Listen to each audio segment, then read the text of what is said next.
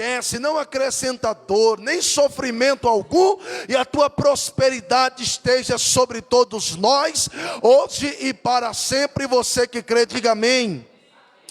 Também neste momento apresentamos a Ti, Jesus, a vida do presbítero Nailson, que irá pregar a Tua palavra. Concede saúde, força, graça, sabedoria da Tua parte, para ministrar com verdade e veemência a Tua palavra. Concede, meu Senhor da graça, prosperidade, os seus ganhos, as suas finanças, empresa, e em tudo o que fizer esteja as Tuas mãos, para a glória do Teu nome, Pai. E que nesta noite, meu Senhor da glória, a Tua palavra de ordem possa fazer o Teu efeito nas nossas vidas e na vida daquele que nos ouve através desta live, em nome de Jesus Cristo, e tudo para a glória do Teu nome. E você que crê, diga amém. Glória a Deus. Pai do Senhor, meus irmãos, amém. Glória a Deus. Abra sua Bíblia no Evangelho de Jesus Cristo, segundo escreveu João, capítulo de número 12. João, capítulo de número 12.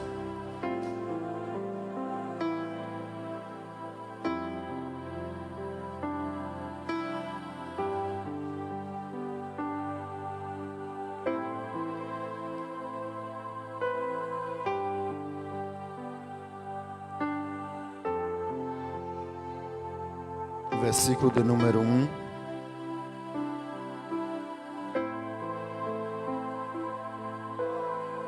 Está escrito assim no texto: 6 dias antes da Páscoa, foi Jesus para Betânia, onde estava Lázaro, a quem ele ressuscitara dentre os mortos. Deram-lhe, pois, ali uma ceia. Marta servia, sendo Lázaro um dos que estavam com ele à mesa. Então Maria, tomando uma libra de bálsamo de nardo puro, muito precioso, ungiu os pés de Jesus e os enxugou com os seus cabelos. E encheu-se toda a casa com o perfume do bálsamo. Mas Judas Iscariote, um dos seus discípulos, o que estava para traí-lo, disse: por que não se vendeu este perfume por 300 denários e não se deu aos pobres? Isto disse ele, não porque tivesse cuidado dos pobres, mas porque era ladrão e, tendo a bolsa, tirava o que nela se lançava. Jesus, entretanto, disse: deixa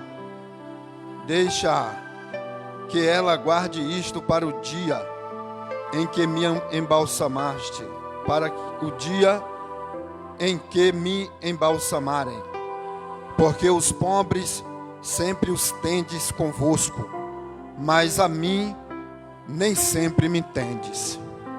Amém? Podem se assentar. Glória a Deus.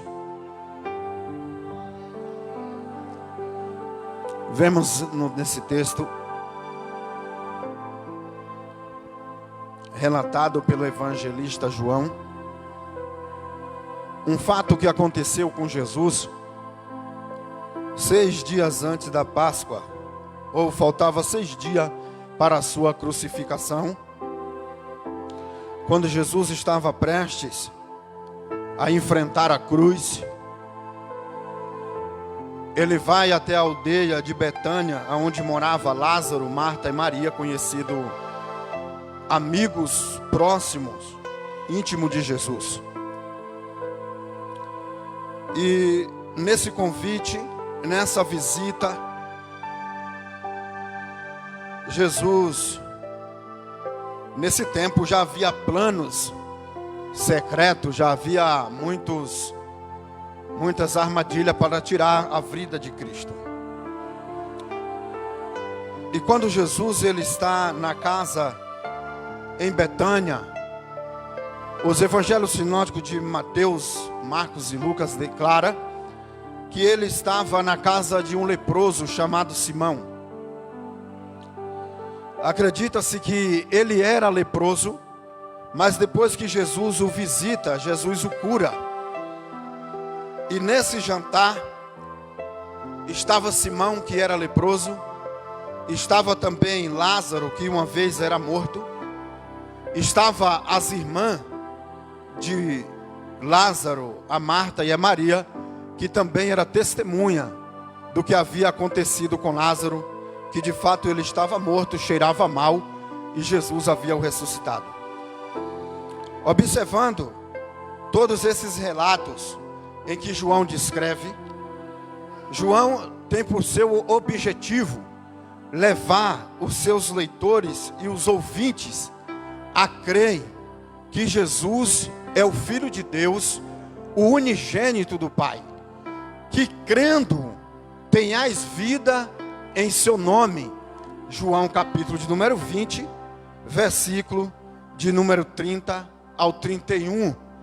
Visto que João também é um apologeta, defensor da doutrina da Trindade, pois ele descreve o Pai, o Filho e o Espírito na mesma pessoa de Jesus Cristo.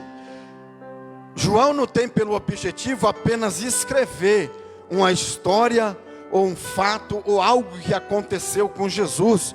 O objetivo do evangelista João é o seguinte: é que através da escrita que ele escreveu, levasse todos aqueles que lessem o evangelho de João, todos aqueles que ouvissem a mensagem do evangelho de João, ele tinha em mente um foco: levar as pessoas a crerem em Cristo.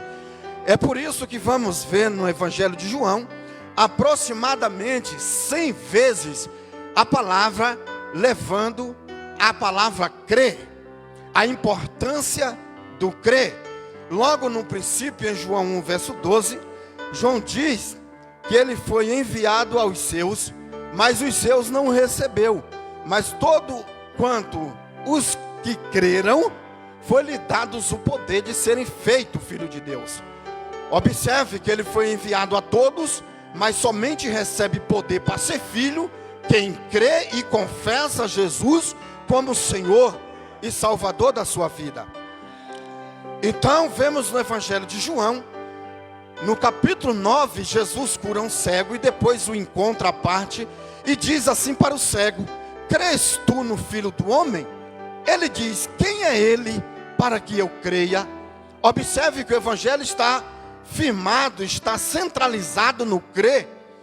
Uma vez Jesus encontra com a mulher no poço, na João 4, e diz assim: se tu crê, ó glória, louvado seja o nome do Senhor, mulher, podes crer-me, que a hora vem e já chegou, em que os verdadeiros adoradores adorarão o Pai Espírito e em verdade. Observe que Jesus enfatiza a palavra pode crer-me, ou seja, creia em mim, creia no que estou falando, porque a hora é essa. O evangelho centralizado no crer no Senhor. Louvado seja Jesus. Quando Jesus pergunta para Marta, depois da ressurreição de Lázaro, ele diz: eu sou a ressurreição e a vida, aquele que ainda que esteja morto viverá, e aquele que vive e crê nunca morrerá. Depois ele enfatiza e diz: crês tu nisto? Maria diz: eu creio. Observe que o crer está o foco deste evangelho, pois sem crer não existe obra, não existe feitos, não existe realizações que possa fazer o homem escapar do juízo de Deus. Uma vez que Jesus chega, João vai dizer no capítulo de número 1 ainda, declarando que todos aqueles que creu no unigênito do Pai, passou da morte para a vida, e já não entra em juízo, nem em condenação. Uma vez que alguém deixa de crer, a condenação é esta: que o Filho de Deus veio ao mundo, mas os homens rejeitou a luz, porque amou mais as trevas, porque as suas obras eram as más, e por isso o juízo de Deus sobre eles permanece. Oh glória, porque não crê no unigênito do Pai.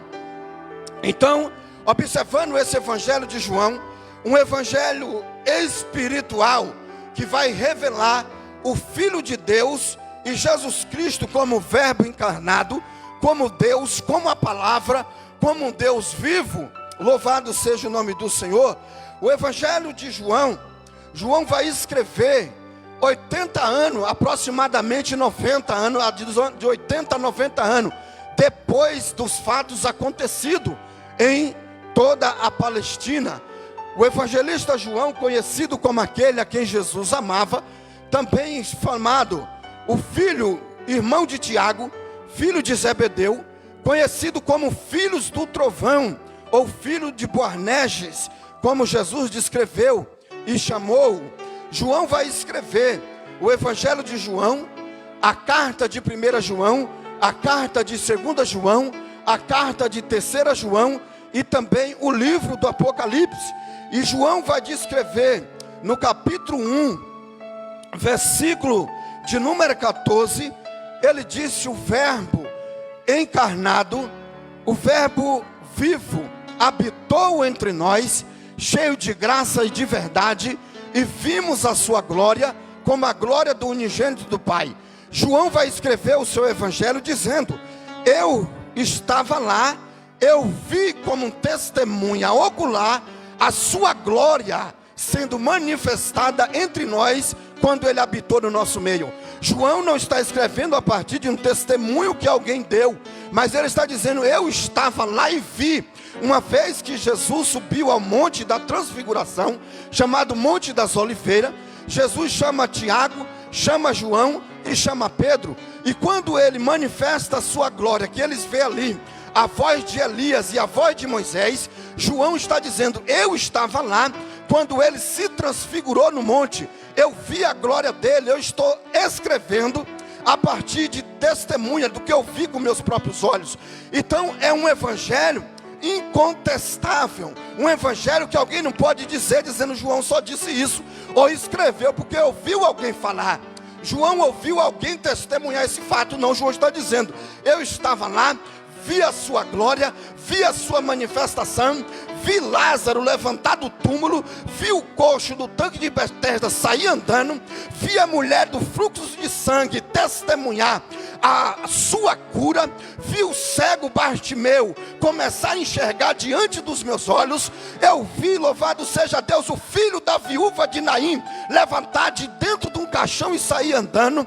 Eu vi, glória a Deus, aleluia, o paralítico que estava lá, louvado seja Deus, no canto e esquecido, pedindo e mendigando a moeda, se levantar e sair correndo e entrar dentro do templo. Eu estou anunciando e escrevendo algo que eu vi com os meus olhos e presenciei, e ninguém poderia contestar João. Ao menos o máximo que eles poderiam dizer era que João era louco. E João vai escrever esses evangelhos a partir desses fatos que se sucederam. E olhando nesse texto, que 6 dias antes da Páscoa, João vai escrever este evangelho, esses relatos que aconteceu em um jantar. Jesus era homem que andava em grandes festas.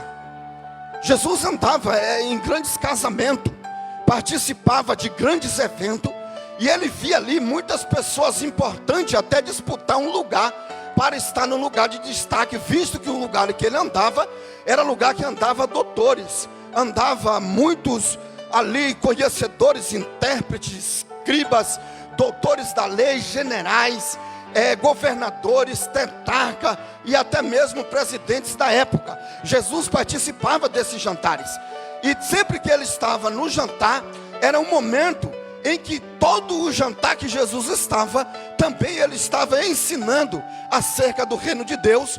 E alguns jantares ele vai ensinar como se comportar diante de lugares importantes e como ocupar lugares de destaque também. Então Jesus não andava somente em lugares esquecidos, não. Jesus andava em lugares altos, em lugares importantes da sociedade. Estava lá ele ensinando alguma coisa também para os doutores e os polidos da época de Cristo. E nesse jantar aqui, visto que nesse tempo, o homem que era leproso, Simão, ele era um fariseu, ele era um homem importante na sinagoga e também na sociedade.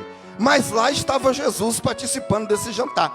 Nessa época também Lázaro já era alguém famoso, porque a fama de Lázaro correu por todas as cercanias, visto que Lázaro ficou morto, sepultado, fedendo um cadáver e depois levanta. Então quando Lázaro se torna uma testemunha da morte, uma testemunha que a vida venceu a morte, a fama de Lázaro corre por toda a circunvizinhança. E logo que Lázaro se torna uma testemunha do poder de Deus para ressuscitar até mesmo os mortos, Lázaro agora também se torna um alvo de poder ser morto por causa do opositor de Jesus. Por causa do testemunho de Lázaro, muitas pessoas se convertiam a Cristo e passavam a crer por causa do testemunho que Lázaro dava.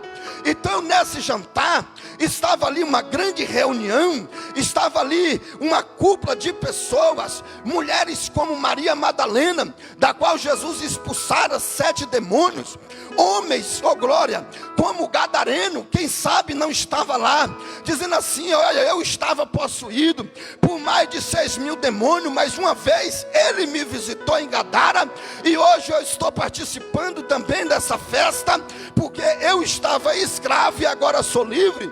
Uma vez que Maria Madalena estava lá, olha, eu tinha 7 demônios, eu não tinha paz na minha vida, eu não tinha sossego, eu não tinha esperança, eu não tinha um pensamento de um futuro, mas uma vez que ele me encontrou, eu estou aqui para testemunhar que uma vez que ele me encontrou, me deu paz e me tornou livre.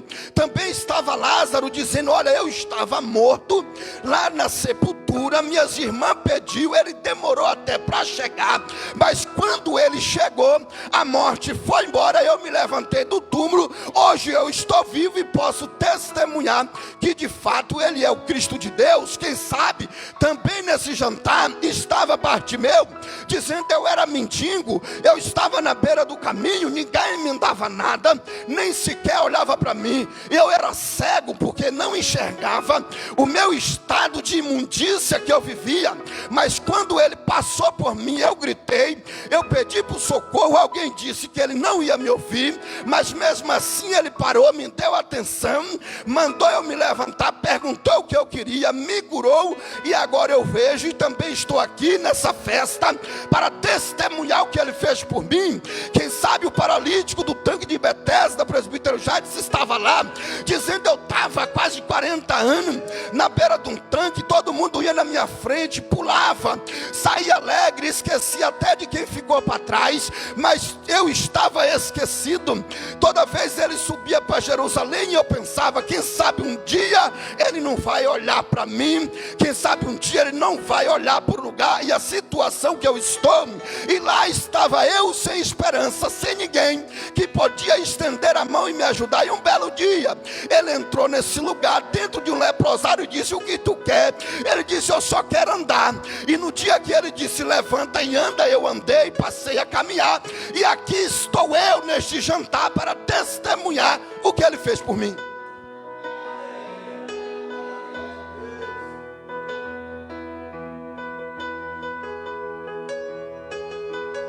E Lázaro estava nessa festa, nesse jantar,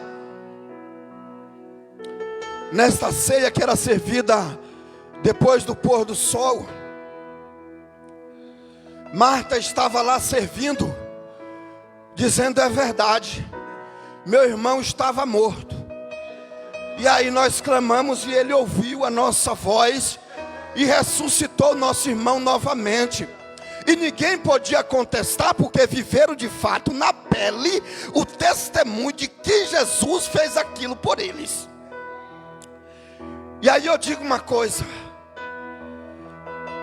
quando vivemos de fato o que Jesus fez, não importa quem duvide, não importa quem diga, não, parece que não foi bem assim. Na hora de contar o testemunho, ele meio que tremeu na hora de falar. Alguém diga assim: eu não sei se ele acrescentou alguma coisa.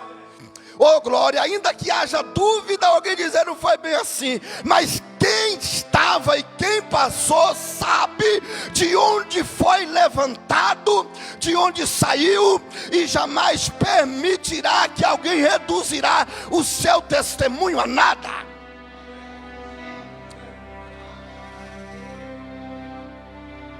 Oh glória! E naquele jantar todo mundo estava ali, tinha algo para contar, dizendo: eu não estou aqui em vão. Eu estou aqui porque um dia eu estava em tais condição e Ele estendeu a sua mão para mim e me levantou. Quando Jesus estendeu a sua mão para mim, eu era pobre, perdido, sem Deus e sem Jesus. Do dele estendeu a sua mão para mim.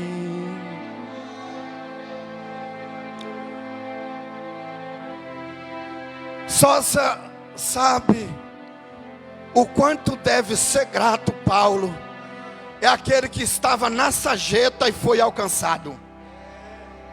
Só sabe o sentimento de gratidão aquele que estava perdido e foi achado. Oh glória, louvado seja o nome do Senhor. E nesse jantar está ali Maria à parte, uma mulher, observando aquele jantar e aqueles testemunhos, todo mundo conversando e contando algo acerca do mestre. E ela decide tomar uma decisão e pensa: eu vou fazer algo nessa casa, eu vou fazer algo nesse jantar, nessa reunião, que vai ficar gravado por gerações. Eu vou fazer algo na reunião que ninguém fez, e eu não sei se alguém ainda vai fazer na terra. Louvado seja o nome de Jesus. Aí Maria, tomando uma libra de bálsamo de nardo puro, uma libra de bálsamo de nardo puro,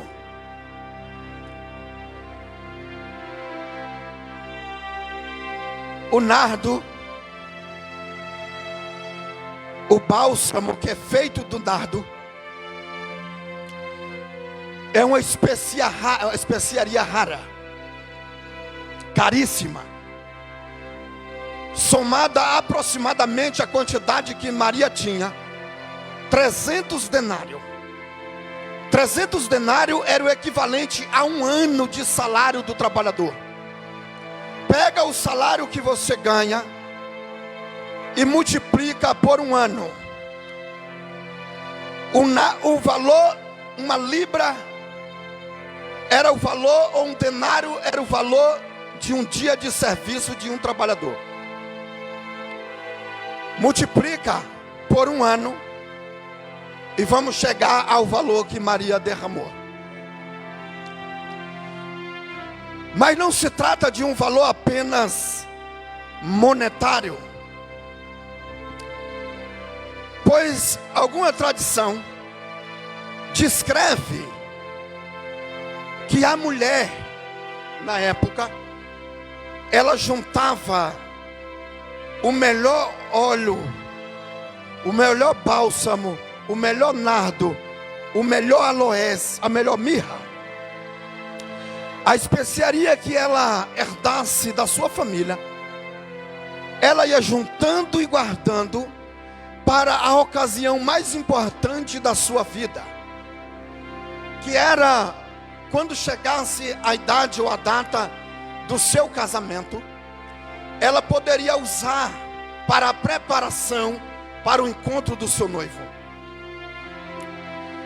E por anos e anos, ela ia juntando gota ml por ml, até chegar à quantidade ideal, ou até o tempo do seu casamento. Visto que era uma especiaria muito cara, vinda de lugares distantes, era tirado do caule da planta, não era conseguido de forma fácil ou barata. Mas no dia desse jantar, faltando 6 dias para a Páscoa, faltando 6 dias para o dia mais importante de qualquer ser humano na terra, seria o dia em que a morte seria vencida, seria o dia em que o poder do pecado seria anulado, seria o dia em que o diabo seria vencido de uma vez por toda. E de forma espiritual, Maria vai entender algo e dizer: o dia mais importante da minha vida chegou, e eu não posso mais esperar outro, porque foi o dia em que eu encontrei a pessoa mais importante da minha jornada na terra. Maria vai reconhecer que o dia que Deus visitou a terra, e o dia que Deus falou com ela naquele lugar, ela vai dizer: eu preciso marcar esse dia como um dia inédito na minha vida. E ela vai entender que na reunião dentro daquela casa não havia ninguém mais importante, ninguém mais que deveria receber a sua atenção do que o Mestre Jesus Cristo.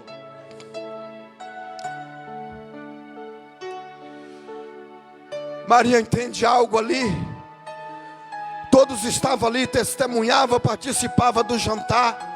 Outros estavam maravilhados com a festa, outros estavam honrados com o lugar que estava sentado, outros estavam honrados por estar participando de um jantar com autoridades, com doutores, com escriba, com escritores. Mas Maria entende algo dizendo: eu estou diante do Senhor dos Senhores, eu estou diante do Cristo que perdoou os meus pecados, que me libertou, que me deu o direito de ser feito filho de Deus, e eu preciso marcar esse dia como um dia importante, e se não, porque é o dia mais importante da minha vida. E ela pega aquela quantia e derrama aos pés de Cristo.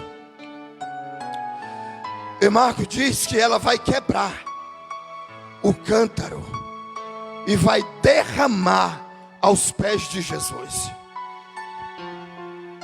Quando ela quebra aquele cântaro, ela está declarando algo e dizendo: hoje para mim não há restrições, eu não vou reter nada diante da presença de Cristo. Ela não vai derramar de gotinha, ou vai pingando de gole em gole. Ela vai quebrar o vaso, porque ela vai dizer: eu vou derramar tudo aos seus pés, não vou reter nada, e vou me entregar por inteiro. Pois quem se derrama aos pés de Cristo, ele está declarando que não está retendo. Ele não está dizendo: Jesus, o Senhor só pode participar de 2 horas de culto, e olhe lá quando eu estou na igreja.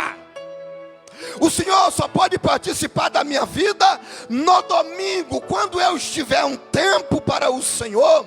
Não, Maria está quebrando o canto, está dizendo: eu estou derramando tudo que tenho, eu estou derramando tudo que guardei, eu estou derramando todo esse valor que para mim era inestimável. Agora eu estou entendendo que eu encontrei alguém que está acima de qualquer valor. Oh glória!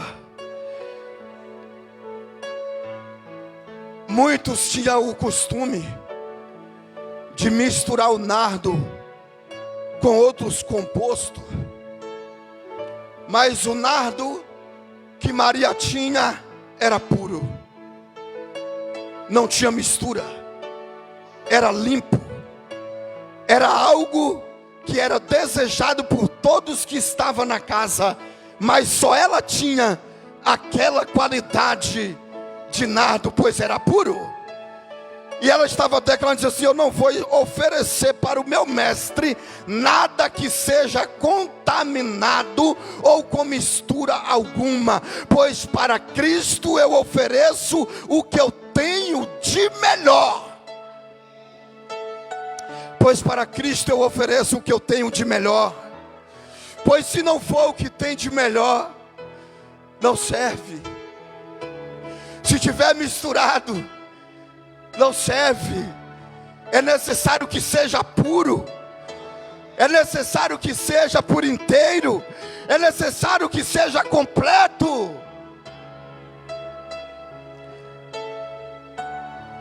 É necessário que não tenha restrições,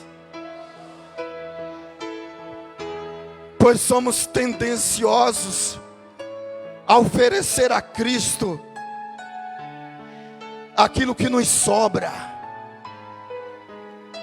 alguma coisa que não vai nos fazer falta. O dia que sobrar, o tempo que sobrar, a hora que der, aquilo que para mim eu poderia até oferecer para alguém ou até jogar fora, isso eu tenho para Cristo. Somos tendenciosos a isso, e ainda nos intitulamos um sacrifício muito grande, porque isso para mim está como se tirando parte do meu corpo. Isso me dói muito. Eu deveria estar fazendo outra coisa mais útil, que poderia me agregar, que poderia me retribuir algo. Mas Maria, naquele dia, ela entendeu que diante dela estava alguém que havia ressuscitado o seu irmão, tinha anulado o poder da morte, da vida e também da sua casa, e poderia dar para eles o poder de ser feito filho de Deus.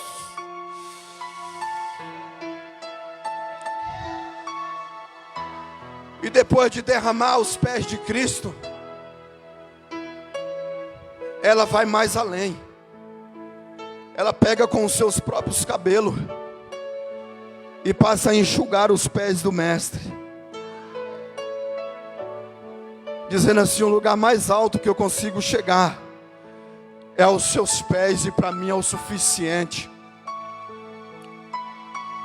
Quando a gente fala do cabelo de uma mulher, ninguém anda pegando no cabelo de mulher alheia, porque todo mundo entende que cabelo é uma intimidade. Se você pega no cabelo de alguém, é porque essa pessoa, você tem intimidade com essa pessoa. E olhe lá, vai saber o grau de intimidade que se tem para estar se pegando no cabelo de alguém. E ela chegar para esfregar o seu cabelo nos pés de Cristo, ela demonstra a sua proximidade, a sua convivência, a sua intimidade com Cristo, e demonstrando: eu estou derramando nos pés de quem eu o conheço e tenho intimidade para fazer isso. Oh glória, louvado seja o nome do Senhor. E logo alguém se levanta no meio e diz: para que essa extravagância? Para que esse exagero? Eles sempre estão em toda parte, eles estão em toda parte, e sempre estão próximos, eles nunca estão longe. E ele diz assim: para que essa extravagância? Para que esse exagero? Olha a quantidade, olha o valor desse bálsamo, desse nardo puro. E o perfume, quando toma conta de toda a casa, chamou a atenção de todo mundo. Aquele ato que ela fez, aquilo foi tão forte, tão marcante, que Marcos disse que foi os discípulos. Eu acredito que Judas falou, e muitos dos discípulos disseram: é verdade, podia ser vendido e dado aos pobres. Como se eles estivessem tão assim se importando com o pobre.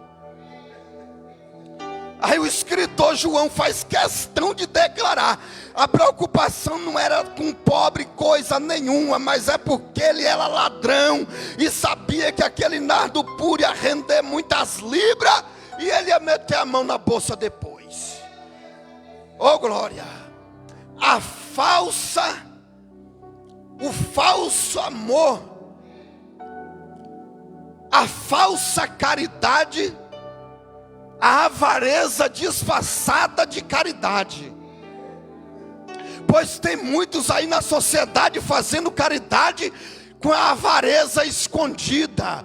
E quem olha diz assim: olha, você está melhor do que a igreja, está dando pão para um, está dando coberta para outro. E ele diz assim: mas dê um like aí. Aí ele dá 50 para outro, assim: mas me siga na página, porque a página rende mais do que aquilo que ele dá. Mas é apenas falsa caridade com aparência, mas a avareza está escondida dentro dele. A falsa caridade dele é pura avareza interna no coração.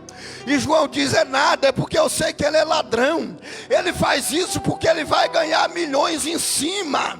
Ele dá apenas uma esmola e expõe aquele que está danificado, mas a avareza está escondida dentro deles. Mas quando foi para derramar os pés de Cristo, ele disse: isso é demais. Quem é Jesus para merecer tudo isso? Quem é Jesus para que tu ofereça todo o teu tempo? Quem é Jesus para que tu ofereça isso ou aquilo para Ele? Porque eles não compreenderam e não entenderam o que Cristo estava fazendo ou fez na vida de Maria. Pois somente quem já teve um irmão morto e o recebeu vivo novamente tem essa alegria, oh glória, e essa gratidão no seu coração. Como eu disse no princípio, só alguém que estava perdido e foi achado sabe o sentimento da gratidão. Pois quem não entendeu o que recebeu de Deus nunca entenderá o que é uma verdadeira gratidão ao Senhor. E quando vê alguém que é grato fazendo alguma coisa estranha e escandalosa, ele vai dizer: para que tudo isso? Para que tudo isso? Eles sempre estão à nossa espreita. Mas quando Maria derramou, que alguém disse: para que isso? Alguém logo objetou o sacrifício dela. Alguém logo queria se opor à dedicação e à entrega que ela teve no meio de todo mundo. E aí Jesus vai dizer: deixe ela. Observa que Jesus toma logo a causa daquele que se derrama. Oh glória! Alguém vai dizer: mas irmão, eu estou lutando em frente, luta, mas por que que Jesus ainda não julgou a minha causa?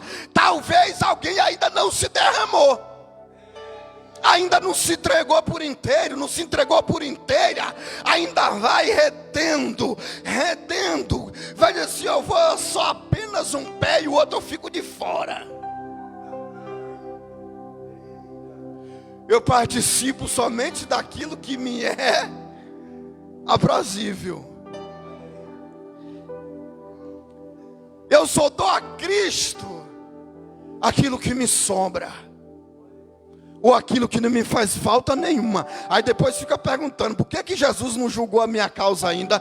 Mas Jesus só entrou na causa dela quando ela se derramou, quando ela quebrou o cântaro e disse: aqui não vai ficar pingando torneira não, eu vou quebrar o cano e vou derramar nos pés dele. Aí Jesus diz assim: ei, deixe ela. Ninguém a moleste ou a atormente, porque o que ela fez vai ficar gravado por gerações e será testemunhado para o dia do meu sepultamento. Jesus disse: o que ela fez vai ficar na memória.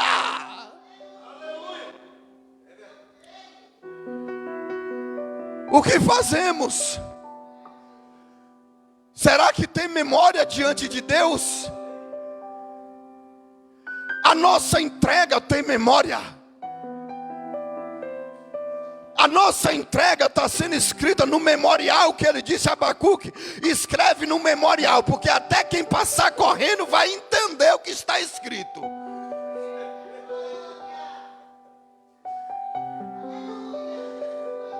Eu me faço uma pergunta hoje, Senhor. O que eu tenho feito tem trazido memória diante do Senhor? Oh Deus! E pedimos, Senhor, entra na situação, Senhor, pleiteia a minha causa contra os meus adversários, Senhor, entra na minha causa contra os meus opositores, mas e a minha entrega, a minha derrama, como é que está? O meu sacrifício como anda?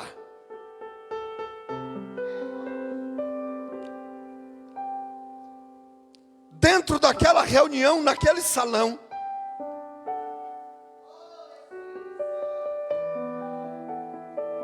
todos estavam ali, e pôde ver Maria fazer algo que ficou marcado até para o seu sepultamento. E Jesus disse: aonde for pregado este evangelho, será contado isso que ela fez. Aonde for pregado este evangelho, será revelado o seu ato e a sua realização naquele simples jantar. E vem sido memorizado há aproximadamente mais de 2000 anos, inspirando pessoas, inspirando mulheres, homens, nas gerações e nas épocas. Maria morreu, está com Cristo, mas a memória do que ela fez está viva até hoje, e levantando pessoas e dizendo assim: eu preciso me entregar mais como ela, eu preciso me derramar mais como ela, eu preciso oferecer algo melhor como ela ofereceu.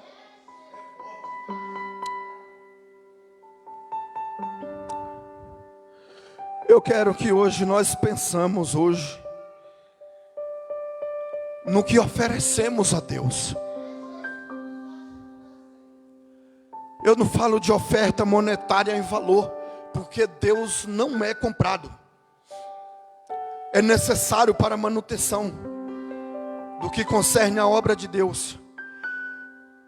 Mas Deus não quer alguém que lhe dá algo e fique distante, que não se derrame, que não tenha a intimidade de poder esfregar o seu cabelo, a sua cabeça aos seus pés, dizendo: Senhor,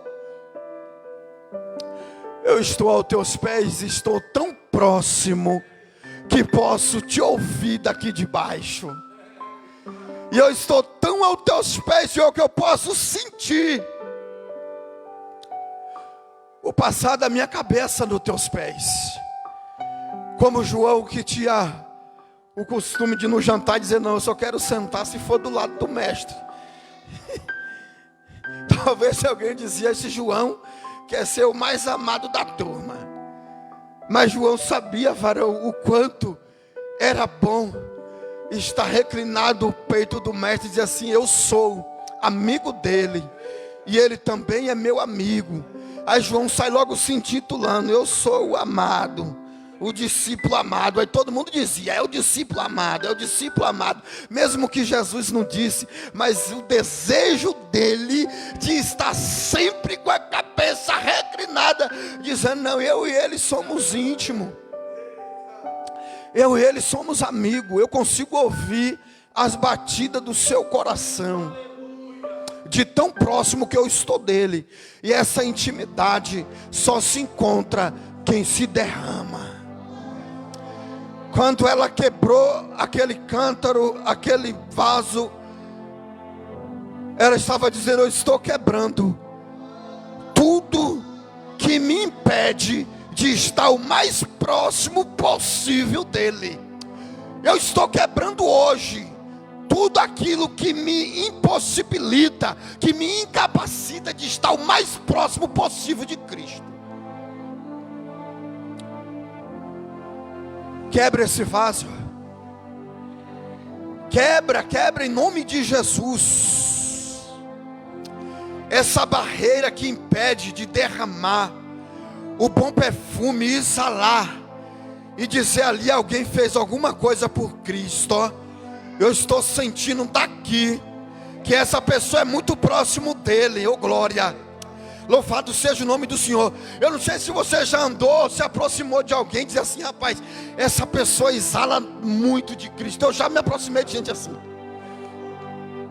Eu já cheguei perto de pessoa e disse assim: meu Deus, eu gosto de ficar perto de tu, velho.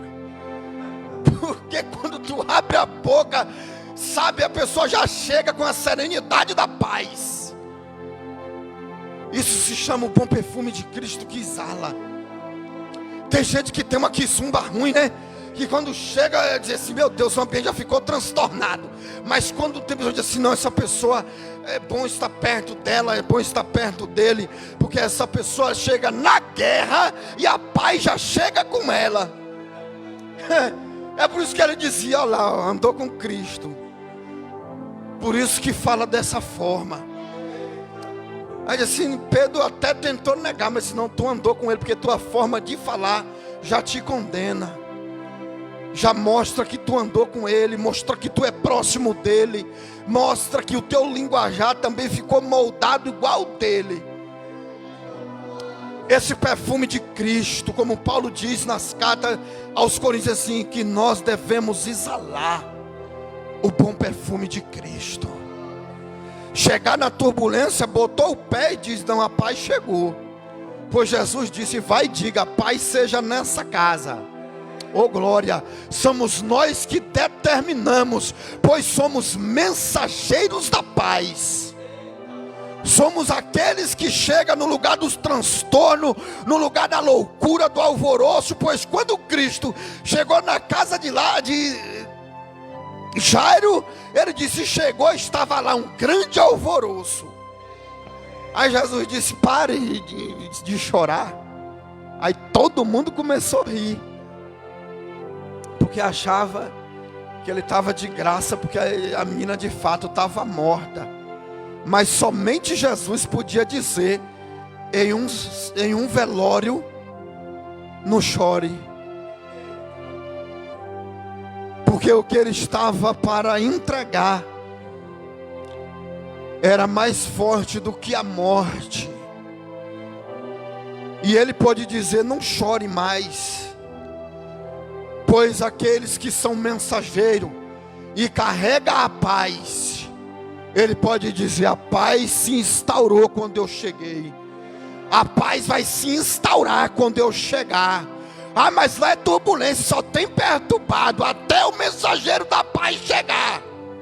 Porque quando nós chegar, nós dizemos: sai demônio, sai Satanás, sai enfermidade, porque o anunciante da paz chegou. Oh glória. E no meio da guerra, nós anunciamos a paz, porque somos sua testemunha. Somos suas testemunhas de quando estávamos na sarjeta. Ele disse: levante. Ele disse: se levante, porque eu tenho uma caminhada para tu.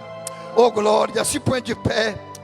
Jesus, agradecemos ao Senhor por tudo que o Senhor fez por nós em toda essa jornada peregrina na terra em que ainda estamos. Nós te louvamos, ó Senhor. Assim, ó Deus, como aquele jantar na casa de Simão, que havia ali, meu Deus, pessoas que levantou da sepultura, pessoas, meu Deus, libertas de demônio, pessoas curadas de paralisia, pessoas, meu Deus, que eram escravas, mas que o Senhor os restituiu à sociedade e também à sua família. Nessa noite te agradecemos e testemunhamos, ó Pai, os teus feitos em nossa vida. Pai, abençoa o teu povo e a tua igreja em nome de Jesus. Que a tua bênção e a graça do teu Espírito nos acompanhe todos os dias da nossa vida. Você que vai nos ver através do vídeo e da live, que o Senhor te abençoe. Por gentileza, alguém, e te guarde tu e a tua casa em nome de Jesus.